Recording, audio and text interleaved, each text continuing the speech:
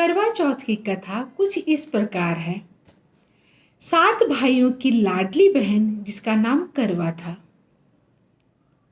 उनके भाई और भाभी उसे बहुत स्नेह प्रेम करते थे। एक बार करवा ने व्रत रखा और बिना पानी और अन्न के उसे बहुत कमजोरी हो गई। वो बस उदास थी और फिर अपने भैया और भाभी के पास मिलने के लिए आई।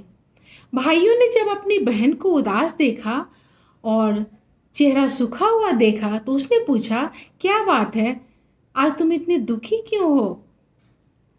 तो उसने कहा, नहीं नहीं, ऐसी कोई बात नहीं है, आज मेरा व्रत है, आज मैं पानी नहीं पीऊंगी, अन्न ग्रहण नहीं करूंगी। जब तक शाम को चांद देखे बिना मैं कुछ नहीं खा सकती हूँ। उन 7 भाई बहुत परेशान हो गए कि मेरी बहन बिना खाए पिए कैसे रहेगी। और जब शाम हो गई, रात हो गई, लेकिन चांद नजर नहीं आया और वो अपने भाइयों की लाडली बहन भूख से प्यास से बहुत परेशान होने लगी, व्याकुल होने लगी। उसकी व्याकुलता को देख के उसके भाइयों ने एक छन्नी में दिया रख के ऊपर पैर के ऊपर रख दिया और अपनी बहन को आके बताया, देखो चांद तो निकल आया, चलो खाना खा लो। उसकी बहन खुशी होके आई और चांद को, उसी दिए को चांद समझ के उसने प्रणाम किया, पूजा की और खाना खाने बैठ गई। उसने एक कौर मुंह में रखा ही था कि उसे छींक आ गई। उसकी छोटी भाभी ने कहा, ये छींक आना तो अच्छी बात नहीं होती है, तुम खाना मत खाओ। उसके भाइयों ने कहा, नहीं नहीं, ऐसा कुछ नहीं है, खाना खा लो। दूसरा कौर जैसे मुंह में रखने लगी उसमें बाल आ गए।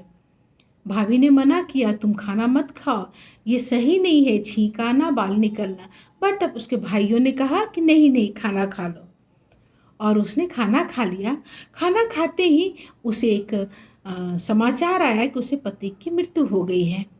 करवा रोते हुए अपने पति के पास पहुंचती है और अपने पति के मृत शरीर को अपने गोद में रख लेती है और वह यह बोलती है कि मैं अपने पति को नहीं जाने दूंगी, यमराज के पास नहीं भेजूंगी। अब पूरे 1 साल अपने पति को गोद में रख के वह भगवान को ध्यान करती रहती है। चारों तरफ घास उग जाते हैं, सुई की तरह घास हो जाते हैं। दूसरे साल 1 साल के बाद वो फिर करवा चौथ का व्रत रखती है और अपनी भाभीयों के पास आती है और बोलती है कि भाभी हमें क्षमा कर दीजिए, यम सुई लीजिए, पिए सो दीजिए।